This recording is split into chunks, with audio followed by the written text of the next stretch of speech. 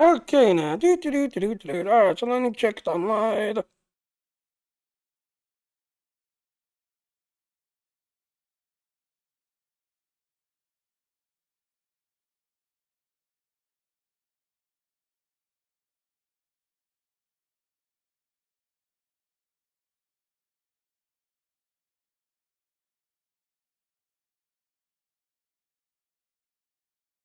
Alright, so we all are, so let's do our intro.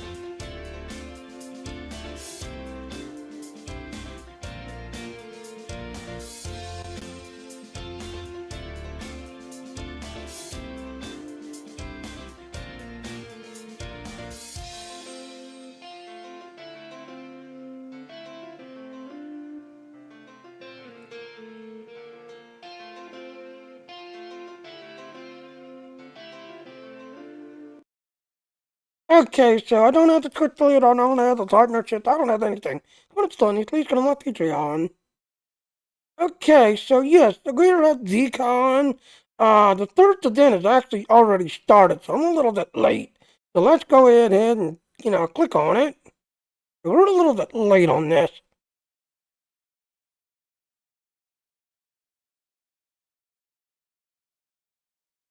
That you want it to have so that you can maintain those dynamics with the people that you love. And I love teaching this because I like seeing people in love. I like seeing people happy. And I like seeing people remaining connected and on the same team. So let's just dive in. What are long distance relationships? These are relationships between two people where they are at a distance from each other. Now, that could be within a distance, either in the same like city or in the same state. So maybe one person lives, let's say, just taking Chicago, for instance. One person lives in Chicago and the other person lives in Woodstock, Illinois. Those are quite a distance from each other. There's at least like 50 miles between them. And so that would be considered a long distance relationship. Sometimes long distance looks like people in two different states or even two different countries. And so the amount of distance does not lessen the effects of having physical distance between two people. And this is where the problem lies for a lot of people who are in love with somebody who may not be living in the same space as them or within a few miles of them. And if anyone has questions of any kind around this topic, or even if you have general questions around sexual health or sexual pleasure, feel free to drop them in the chat. And Anna will be monitoring the chat and we will be taking questions throughout this process. So there are some common issues, y'all, when it comes to, oh, let me double back here. So, long distance relationships, who are they for? They are for any person that feels comfortable with being able to maintain relationships at a distance. Some people know themselves and they know that if a person is not physically in front of them, they will not be able to maintain a relationship because it's just too difficult for them to be able to establish an emotional connection. So long distance relationships are for those that I will say have a more developed emotional intelligence, those who have the capacity to be able to stick to schedules and to be able to hold a person in the forefront of their mind where they're not out of sight, out of mind. So if a person doesn't have to be in front of you, but you can still think about them, you can still feel their presence, you can still feel their love, then a long distance relationship will be for you. And listen, I always say just because it exists does not mean that it's for you. A long distance relationship is an option, but you have to be real with self. If you know that you do not maintain relationships at a distance well, don't kid yourself and don't say what the other person wants to hear just to maintain relationship with them in some capacity. If you know you are not going to be able to be there for them in the way that they need, then don't enter into a long distance relationship. Okay. Why do people do this? People do this for a number of reasons. Sometimes their jobs, I'm sorry, there is an alarm going off in the background. Please forgive me for that. So sometimes people enter into long distance relationships because their job or their work takes them away from where their partner is currently living. Sometimes people move because of the military. I see this often where one partner, or sometimes, well, one partner is in the military and then they have to get deployed to work in a different country. And so the relationship goes from them being housed together or nesting together to now living separate. Sometimes there are business trips that may take one partner away from the home for an extended amount of time. Sometimes people are displaced from their homes. And what's really common now is people meeting each other on the internet. So, dating apps and social media. You connect with somebody through the interwebs or in a virtual world, and that person does not live in the same city as you. And so, even though that person is at a distance, you're still developing this emotional connection where for you, you know, being connected with that person means more than them living in that city. So, these are a number of the reasons why long distance relationships happen. And then let's not forget that the pandemic definitely has done a number on all of us where when the world shut down, some people were separated from their lovers. And for those that didn't have lovers at the time, everybody was pretty much shifted onto the internet. And the only way for us to really have human interaction was through the virtual space. And so a lot of people pretty much came into familiarity around interacting with people at a distance because of the pandemic. So we have a lot more people now who are navigating the long distance relationship space. And sometimes it's not easy. So let's talk about the common issues. And Anna, if we have any questions, feel free to drop them in the chat. Yeah, we actually have a question. And funny Awesome. enough, you're segueing into the common issues. The first question that came up is, how do you handle a situation in a in a long distance relationship where one of the partners becomes envious of the other? And I know you were just about to get to sort of that This is part, but amazing. yeah, so if you could speak to that, how do you handle that envious part of it? That's so interesting because that was the first bullet point on my list of common issues, which is jealousy. And so let's talk about envy and jealousy, right? Because these are like two different things. And I'm just going to pull up the definition so that I'm not misquoting, right? So envy is a feeling of discontented or resentful longing aroused by someone else's possessions, quality, or luck.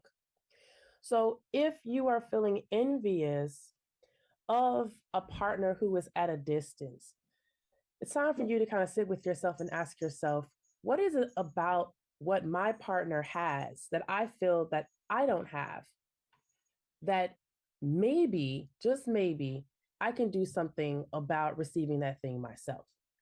Because envy really stems from this place of, wow, my partner has success, my partner has whatever, insert whatever it is that they have that you want. And maybe that's just longing to want to be in the same space as them. And so this is an internalized thing, because a lot of times what we do is we will cast or shift the blame onto our partners and make them the enemy because they're the one that chose to be at a distance, whether that is because they chose to take a job or they chose to move away for their mental health or whatever the case may be. And so it's really important not to make your partner the enemy, to not look at your partner as the one that's making the relationship difficult because they decided to leave, to not look at your partner as your enemy and think that they left because they didn't want to be near you, or believing the stories that can sometimes pop up in your head around what you think is happening or what you think your partner is experiencing while they are at a distance from you.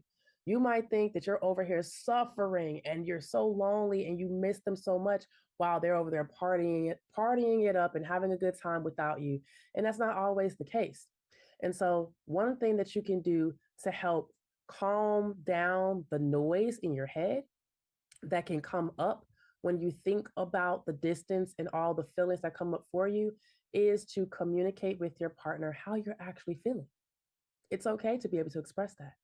So you can go to your partner and say, hey, I'm having these really yucky feelings. I'm feeling like you don't care. Or I'm feeling like you're having fun while I'm over here struggling and suffering because I miss you so much. Telling the truth about how you feel and not just talking about the yucky feelings, but the longing to want to be with them, the longing to want to touch them, the longing to want to be in intimacy with them. Expressing those emotions and expressing exactly what you want from your partner is going to help them to draw closer to you because they're going to realize that you do care, that you are a part of their life and you want to be and to continue to be a part of their life. If you're going to your partner and you're presenting things as if they're causing an issue because of their distance, or you're projecting all of the ill feelings that you have and onto them as if they are the cause of that, that's not going to cause them to draw closer to you. So with envy, you really have to check your mind and ask yourself, what is it about what they have that I really want? And typically it's just you wanting to be exactly where they are in that moment in time so that you can actually be close. Now, let's talk about jealousy because that's a completely different thing. So it's funny because the dictionary says the state or feeling of being jealous. And jealous is feeling or showing envy of someone or their achievement and adventures. So they're pretty much in the same vein. And sometimes jealousy can also pop up when we feel insecurities within ourselves. And it's very easy to fall into feelings of insecurity when your partner is at a distance because there's so much that they can do for you when they are close to you in reassuring their love for you, reassuring their commitment. And some of us have anxious attachment styles where we have been in situations that have shown us data that people are fickle or people are just going to leave. And so people with anxious attachment styles need a lot more reinforcement.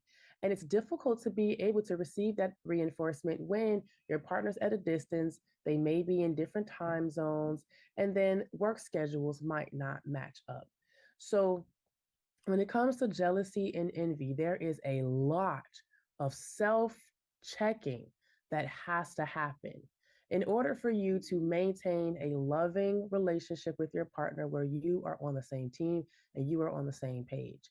It's very easy to believe the stories that will pop up in your head around what that person could potentially be doing or thinking or how they could be behaving when you can't see them, when they're not talking about what's happening in their everyday life, so on and so forth.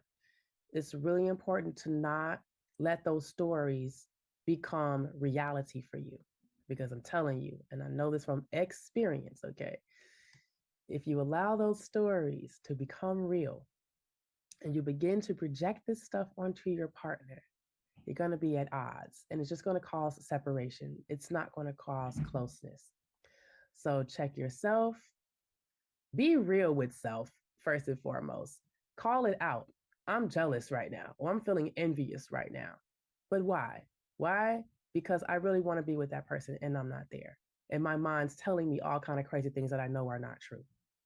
So check in, talk to your partner, and talking to them may look like scheduling a Zoom call so you can see them face to face or a FaceTime. If you are an iOS user or if you use WhatsApp. This may look like sending a text message. I do not recommend sending like paragraphs when it is a situation that is very emotionally charged. It's best to have the conversation verbally versus putting it into a text because things can be taken out of context when you write something and it's just like plain. The person cannot hear the inflection in your voice. They can't see the expressions on your face. It's just the words on the screen. So you can text and request to talk to your partner. And remember, like when people say we got to talk, that that phrase is tinged with anxiety. So instead of saying, "Hey, we need to talk," my suggestion would be to say, "Hey, I would love to talk to you later about some things that I'm feeling if you have time, or if that's okay." Because you always want to respect your partner's autonomy and the fact that they do have a choice to choose, and the fact that they do have a schedule day to day that involves things that they have to personally take care of. So, communication, checking in with self, and then also asking yourself, what can you do for yourself in the absence of your partner that will help you to not only reduce these feelings of inadequacy, but give you exactly what it is that you're looking for to feel fulfilled in whatever area you're seeing or you're perceiving that your partner is having all the fun or they're getting all the things. Because there's a lot that you can actually do for yourself. So that's a really big thing. And there are some resources out there, some amazing books that you can find on Amazon.com around dealing with jealousy, because this is a huge thing, not only in monogamous relationships, but in poly relationships as well. And this is something that every single last person deals with. Even I deal with jealousy and envy. I'm not, impervious to that at all. The main thing that I want everybody to remember is call it out. Do not be afraid to say that that's what you're experiencing, because when you call it out, then you can actually go about the process of rectifying that. So I hope that it was like so long-winded, but I hope that it answered your question because there's a lot to touch on when it comes to that. And That's fantastic, Tyomi. Thank you. Sorry. Go ahead. oh, go ahead. There's actually two questions I have coming in. One I'd really like to touch upon is, how do you develop trust in a long distance relationship? And that simply is the question. But even for me, reading that and looking at that, it's a very loaded question. It's so loaded. How do you develop trust with someone that you're not physically in the room with? How do you do that? So the first thing is establishing boundaries for yourself and for the relationship. So when it comes to trust, I think what we all can agree on is that if we have the data that shows us that this person can respect our time, respect our autonomy, respect our space, and respect our boundaries, then we know, okay, this person is someone that I can feel safe around, because trust and safety pretty much go hand in hand. So when it comes to relationships generally, we want to make sure that we have those boundaries established, and boundaries teach others how to treat us. It's not, we're not putting rules into place, and rules are something that relationships also have, because relationships involve two people. Now, with the boundaries, we don't want to try to police anybody's behaviors. That's what rules do. But the boundaries are put in place so that we tell this other person, hey, this is how I want you to treat me. So a boundary could be, hey, babe, I go to bed at 9 p.m. So if we could talk between this time and that time, that would be great. Because then that teaches that other person, like, okay, if I want to talk to them, I have to make sure that I schedule time between this time and that time. And then when a person goes about doing that and they're conscious of making that time for you, and they do this a number of times, then you can trust that that person not only has the health of the relationship as they hold it as a priority, but you can also trust that they're going to show up for you. And that comes with consistency. Consistency helps to develop trust, and consistency with maintaining the boundaries. Now, when it comes to rules of the relationship, right? A general rule for people who are monogamous is we are each other's primary and sole source of sexual and romantic entertainment, right? And some even go as far as to say, we are each other's sole emotional companions. And these are things that honestly need to be spelled out explicitly, especially if you're going to be at a distance. Because we know that we are no longer just dealing in a world where people are interacting with each other in the physical world, but we're interacting virtually as well. And so, if you do have the rule of we are each other's sole emotional support and companionship, then you have to go into the details of what that actually means. Is it okay for my partner to interact with other people virtually where they are sharing their emotional things with?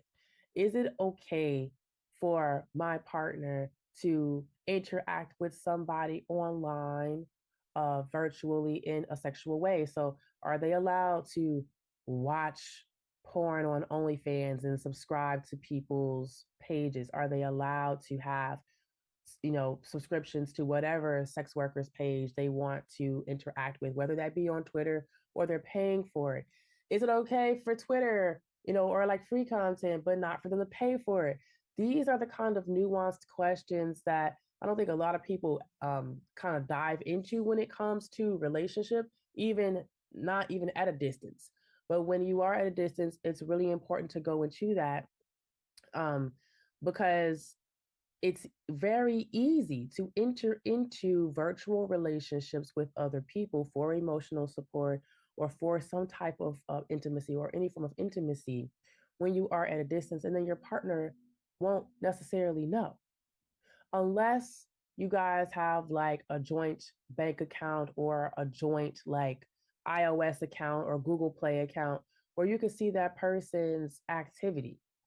So being able to establish the rules, being able to establish boundaries so that your partner knows how to treat you, and then giving them a chance to be able to show up and also expressing your needs for establishing trust in what that looks like, which again is consistency.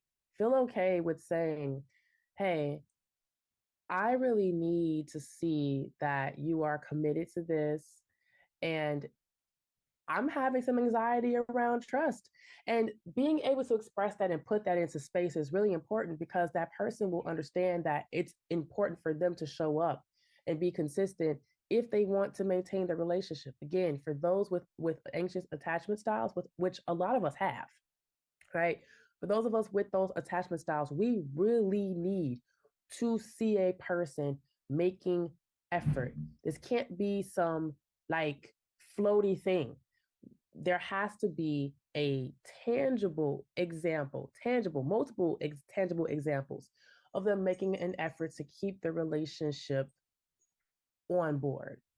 And so trust for some people have blind trust. And a lot of us do. I mean, we trust that, the chairs that we sit in are not going to collapse on us when we sit down.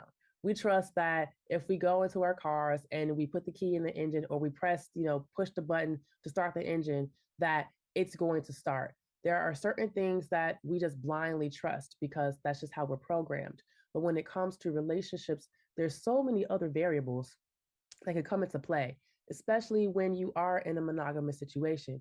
You want to be able to trust that your partner has your relationship as the primary focus of their romantic and sexual life, and they're not going to go outside of those boundaries to seek that anywhere else. So it's going to take a lot of communication. It's going to take a lot of interactions with each other and scheduling. And listen, I know it's not sexy because we believe that like sex should be spontaneous and like romance should just be like a spontaneous thing. But when you are at a distance, there is no such thing as spontaneity, especially when you have a few hours in between each other because you're in different time zones.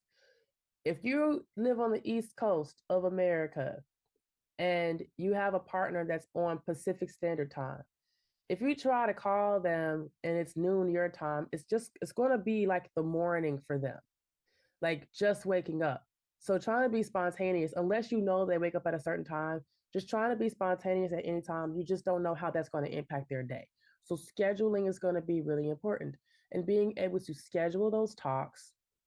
And not only like just scheduling talks generally, but when you schedule, being able to say, hey, at this time on these days, let's have our roundtable check-ins about things that may be feeling kind of yucky. And then on this day, we have our talks around just the things that we want to enjoy with each other. And then just generally day to day at noon, let's just have a general check-in about how our days are going. I know it doesn't sound sexy to be able to like to have to put a schedule together, but it's sometimes easier to see on a calendar like, okay, this is our hard emotional check-in on Friday. So I have to prepare my mind for that. So that way your partner and you are not blindsided by things. Like you think you're going to show up and talk to your partner and be all happy-go-lucky, and then they're coming to you with something that's coming up for them, something that is, trauma driven that's coming up. And now the whole conversation is being turned into something else. So being able to pinpoint the types of conversations you're going to be having when you communicate on your schedule can help to really just solidify those things. So trust is going to take time. It really is.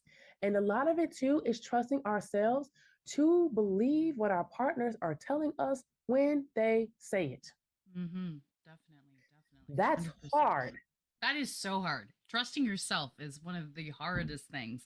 And I will say this, there's some chairs I've looked at and gone, I don't know about that chair. Oh, trust me. As a woman with a big ass, there are some chairs where I'm just like, nah, that's not going to work. Not today. You have to trust your intuition. Intuition is really big. So let's take this a little bit. You kind of mentioned the sort of the sexy side. So let's take this conversation just really quickly here. And some of the questions that were coming in has to do with the intimacy side of it. So let's steer this just for a moment before we get back into the serious side. But let's steer it into the intimacy part, the fun part, the sexy part. How do you keep a long distance relationship spicy? How do you keep it going? How do you keep it sexy? How do you keep it fun? So this was literally the next thing on my list. I just Look love at that. how it's flowing. Like It's flowing. It's perfect. It's kismet. So a lot of us, I mean, humans generally, like physical touch is something that we crave. It's like a part of our human design. So when you are at a distance from your partner, you're not going to be able to get that regularly. The one thing that I always suggest, if it is in your budget, is to schedule trips to see your partner. Like, who wouldn't want to take a vacation or go somewhere else? And you can always do it where one partner comes this time, then the other partner comes the next time.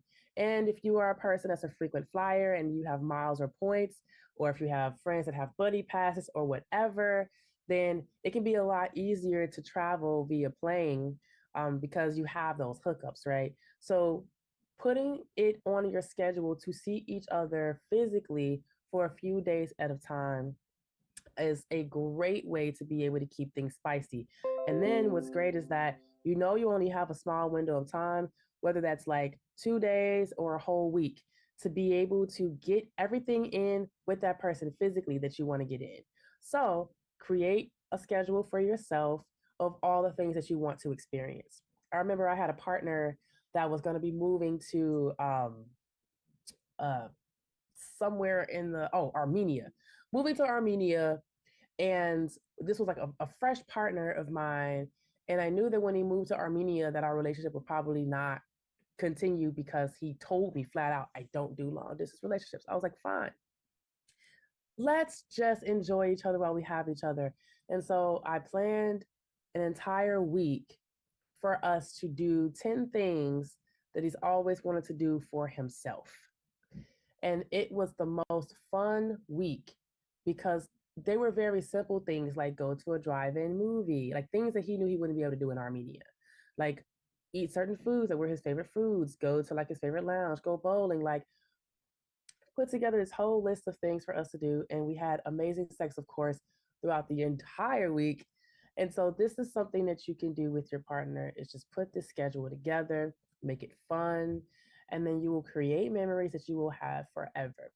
Now, in between being able to visit each other in the physical, you definitely want to get on a sex schedule. And of course, your sex is going to be digital.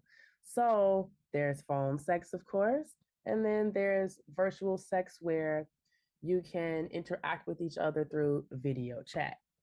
Now, in interacting with each other through video chat, you can use app driven toys where one person will have the app on their phone and they can control the pulse and the speed of the toys.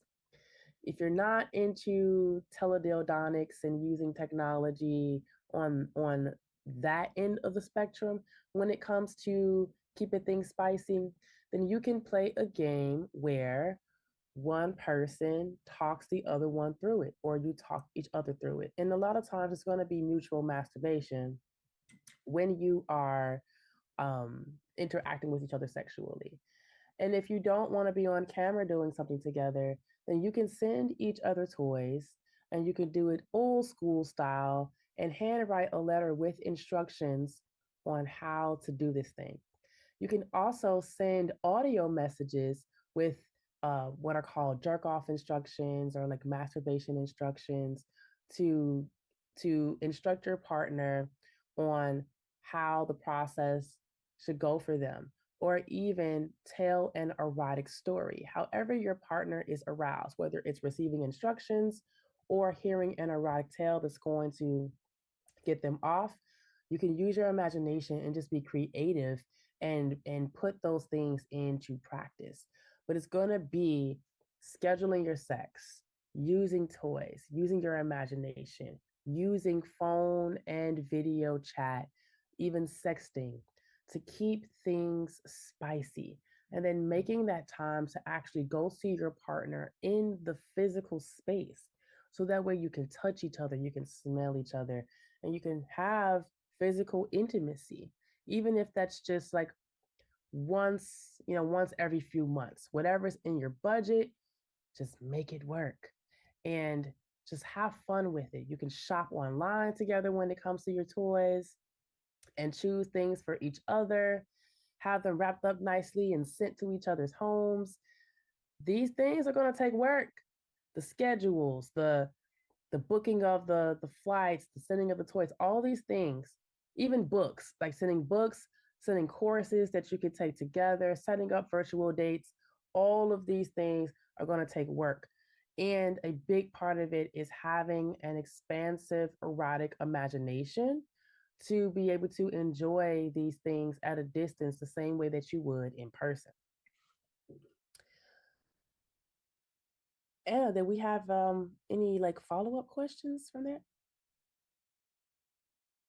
Actually, we have a question though, and it's kind of about coming to the end here. Sure.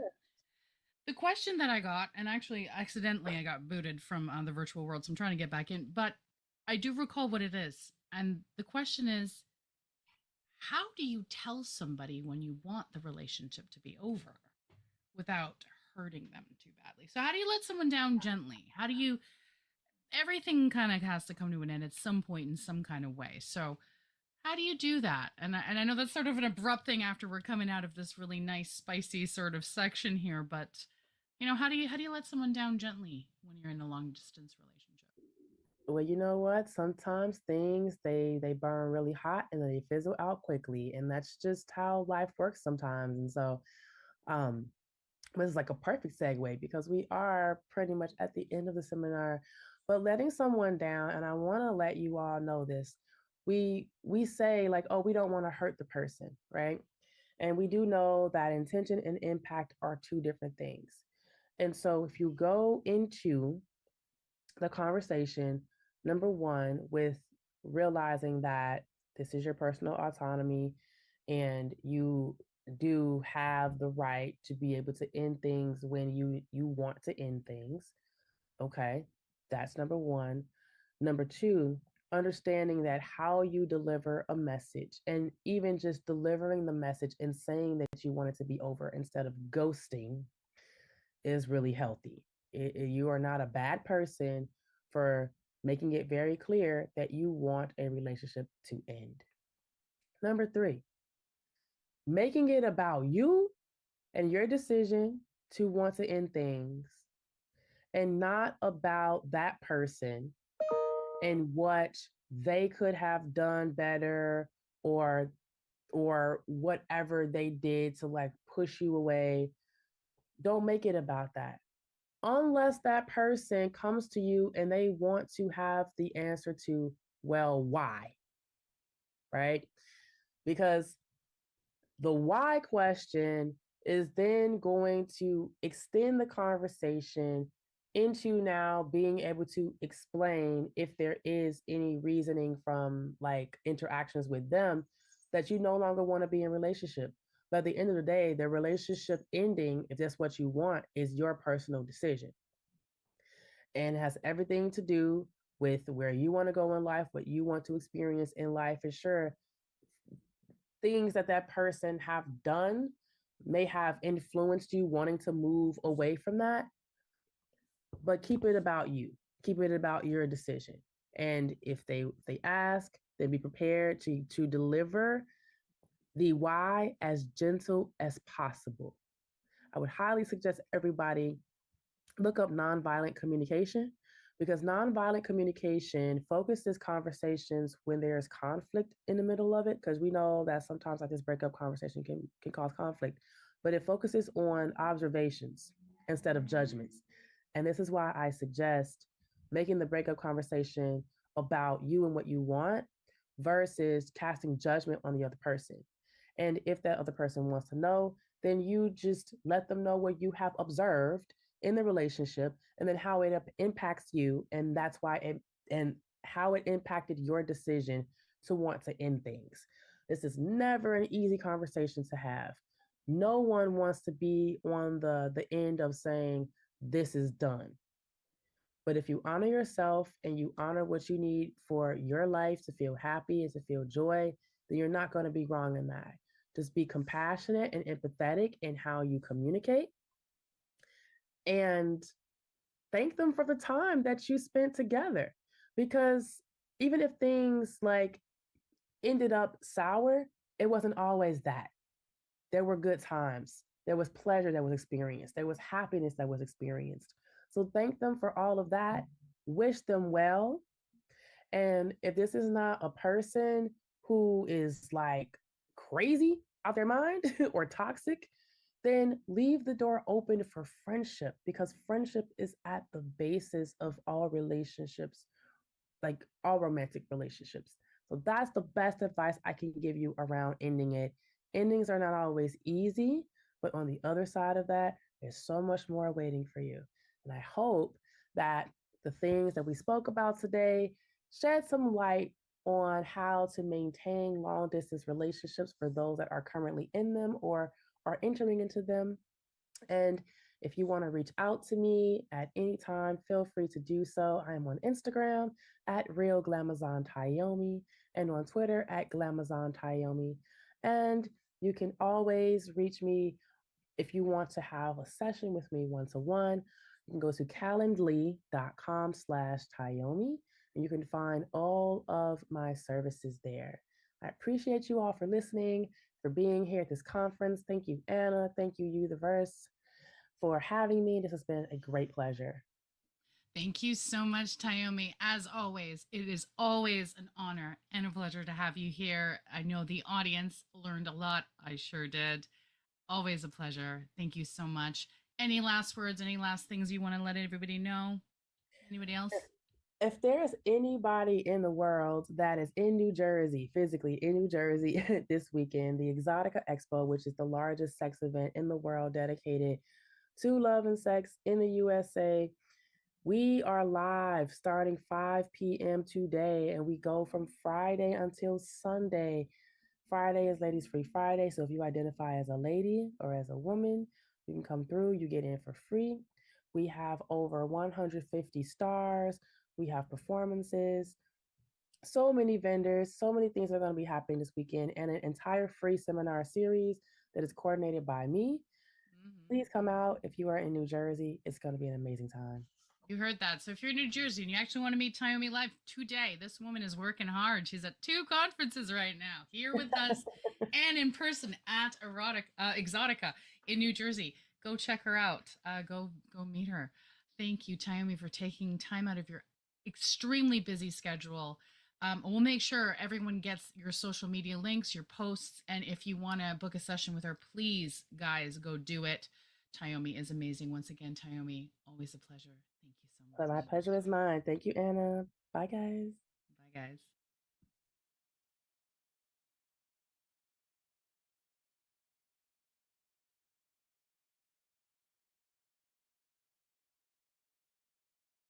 Alright, I'm gonna do a restart because if you haven't noticed, yeah, I'm basically crashing, just everything else and all, so I kinda let it play it out. But technically, my client has crashed, so let me end the stream and do a restart, just everything else. I've noticed that Facebook is, for some reason, yeah, I guess, Facebook doesn't like Utherverse because Facebook automatically blocked Utherverse, so yeah, I'm not feeling the Facebook. It's actually being blocked on Facebook. That's Twitch, YouTube, Kick, Twitter. Yep, I'm streaming there, but Facebook, as soon as I put in Utherverse, it automatically popped up that it's stream is being muted because of the keyword Utherverse. But yeah, I need to do a restart, so let me do my ending and then restart everything. So, be right back. Okay now, well thank you for watching my video, or watching my stream. Please go to those links, follow me, click on them, hit that knob to get more info. That's what I do, hit that knob. So thank you again for watching my stream, and I will see you next time. Bye now.